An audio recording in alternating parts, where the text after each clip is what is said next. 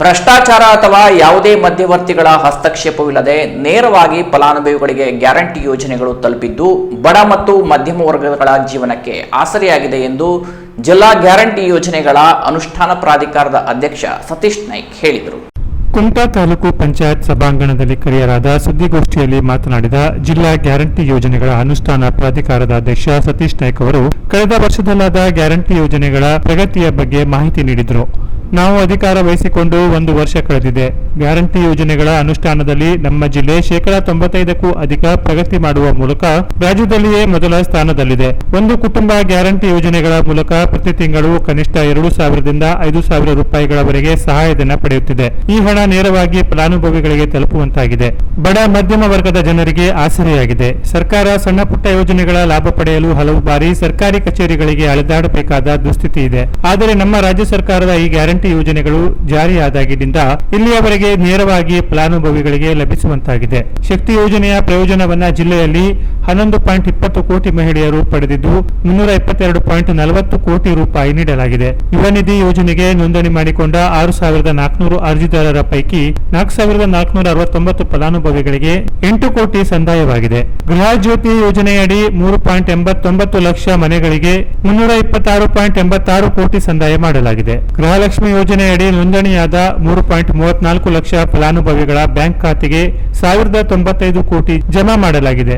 ಅನ್ನಭಾಗ್ಯ ಯೋಜನೆಯಡಿ 12.96 ಲಕ್ಷ ಟನ್ ಅಕ್ಕಿ ಸರಬರಾಜು ಮಾಡಲಾಗಿದೆ. ಫಲಾನುಭವಿಗಳಿಗೆ ನೇರವಾಗಿ ತಲುಪಿಸುವ ಸ್ವಾತಂತ್ರ್ಯ ಭಾರತದಲ್ಲಿಯೇ ಮೊಟ್ಟಮೊದಲ ಯೋಜನೆ ಇದಾಗಿದೆ. ಗ್ಯಾರಂಟಿ ಯೋಜನೆಗಳ ಬಗ್ಗೆ ಟೀಕೆ ಮಾಡುತ್ತಿದ್ದವರು ಈಗ ಸುಮ್ಮನಾಗಿದ್ದಾರೆ ಎಂದರೆ ಈ ಯೋಜನೆ ಬಡ ಜನರ ಕೈ ಹಿಡಿದಿದೆ. ಅಲ್ಲದೆ ನಮ್ಮ ಜಿಲ್ಲೆಯಲ್ಲಿ ಅನಾರೋಗ್ಯಕ್ಕೊಳಗಾದ 167 ಮಹಿಳೆಯರ ಪೈಕಿ 150 ಮಂದಿಗೆ ಯೋಜನೆ ದೊರೆಯುವಂತೆ ಗ್ಯಾರಂಟಿ ಯೋಜನೆಯ ಸಮಿತಿಯವರು ಮುಂದೆ ನಿಂತು ಕೊಡಿಸಿದ್ದಾರೆ. ಕೂಲಿ ಕೆಲಸ ಮಾಡುವ ಮತ್ತು ವೃದ್ಧರಿಗೆ ಈ ಯೋಜನೆ ಪಡೆಯಲು ಹೆಬ್ಬೆಟ್ಟಿನ ಸವೆತದ ಪರಿಣಾಮ ತೊಂದರೆಯಾದಾಗ ಅವರ ಕಣ್ಣನ್ನ ಮ್ಯಾಪಿಂಗ್ ಮಾಡುವ ಮೂಲಕ ಅವರಿಗೆ ಯೋಜನೆ ಲಾಭ ಕೊಡಿಸಿದ್ದೇವೆ. ಜಿಲ್ಲೆಯ ಬಹುತೇಕ ಎಲ್ಲ ಅಕ್ಕಿ ಗೋಡಾನ್ಗಳಿಗೆ ಭೇಟಿ ನೀಡಿ ಅಕ್ಕಿಯ ಗುಣಮಟ್ಟ ಮತ್ತು ಸ್ವಚ್ಛತೆಯ ಬಗ್ಗೆ ಸೂಚನೆ ನೀಡಿದ್ದೇವೆ ಎಂದರು. ಇನ್ನು ಗ್ಯಾರಂಟಿ ಯೋಜನೆಗಳು ಬಡವರಿಗಾಗಿ ನೀಡಿದ್ದೇವೆ. ಉಳ್ಳವರು ಈ ಯೋಜನೆ ಬೇಡ ಎಂದರೆ ಬರೆದು ಕೊಡಬಹುದು. ಜಿಲ್ಲೆಯಲ್ಲಿ 1970 ಮಂದಿ ಈ ಯೋಜನೆ ಬೇಡ ಎಂದು ಬರೆದು ಕೊಟ್ಟಿದ್ದಾರೆ ಎಂದು ತಿಳಿಸಿದರು.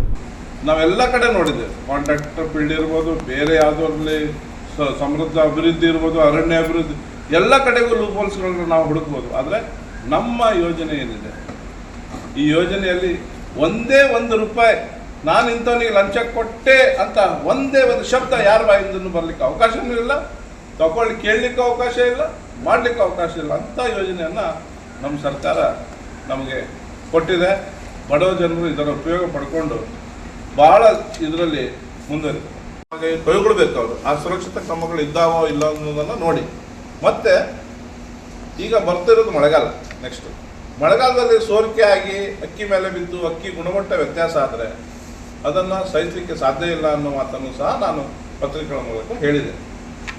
ಹೀಗಾಗಿ ಅಕ್ಕಿ ಗೋಡಾನ್ಗಳಿಗೆ ಭೇಟಿ ಕೊಡ್ತಾ ಇದ್ದೇನೆ. ಯಾಕೆಂದರೆ ಯಾವಾಗ 5 ಕೆಜಿಯಿಂದ 10 ಕೆಜಿ ಮಾಡಿದ್ದಾರೆ, ಎಕ್ಸ್ಟ್ರಾ ಗೋಡಾನುಗಳು ಏನಿದ್ದು ಸರ್ಕಾರದ್ದು ಅವರು ಬೇರೆ ಬೇರೆ ಉದ್ದೇಶಕ್ಕಾಗಿ ಬಳಸ್ತಾ ಇದ್ದಾರೆ.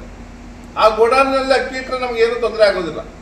ಈಗ 5 ಕೆಜಿ ಅಕ್ಕಿನ ಬೇರೆ ಗೋಡಾನಲ್ಲಿ ಇಟ್ಟರೆ, ಅದಕ್ಕೆ ಸುರಕ್ಷತೆ ಇಲ್ಲದ ಗೋಡಾನಲ್ಲಿ ಇಟ್ಟರೆ ನಮ್ಗೆ ತೊಂದರೆ ಆಗೋದು, ನಮಗೆ ಕೆಟ್ಟ ಹೆಸರು ಬರೋದು ನಮ್ಮ ಸರ್ಕಾರಕ್ಕೆ ಅನ್ನೋ ಕಾರಣಕ್ಕಾಗಿ ಅದು ಆಗಬಾರ್ದು ಅನ್ನೋ ಉದ್ದೇಶವನ್ನು ಇಟ್ಟುಕೊಂಡು ನಾವು ಎಲ್ಲ ಗೋಡಾನುಗಳಿಗೂ ಭೇಟಿ ಕೊಟ್ಟು ಅದ್ರ ಸುರಕ್ಷತೆ, ಅದ್ರ ಅಕ್ಕಿ ಗುಣಮಟ್ಟ ಇವೆಲ್ಲವನ್ನು ಪರೀಕ್ಷೆ ಮಾಡ್ತಾ ಇದ್ದೀವಿ. 170 ಮಹಿಳೆಯರು ಪ್ರತಿದಿನ ಇದರ ಲಾಭ ಪಡ್ಕೊಳ್ತಾರೆ ಮತ್ತು 48.71 ಲಕ್ಷ ರೂಪಾಯಿ ಪ್ರತಿದಿನ ನಮ್ಮ ಜಿಲ್ಲೆಯಲ್ಲಿ ಸರ್ಕಾರ ಮಹಿಳೆಯರ ಪರವಾಗಿ ಭರಣೆ ಮಾಡ್ತಾರೆ.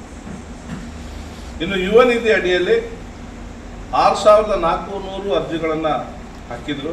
ಇದರಲ್ಲಿ 4,469 ಒಟ್ಟು ಫಲಾನುಭವಿಗಳಿಗೆ 8 ಕೋಟಿ ರೂಪಾಯಿಗಳನ್ನು ಸರ್ಕಾರ ಇಲ್ಲಿವರೆಗೆ ಭರಣೆ ಮಾಡಿದೆ.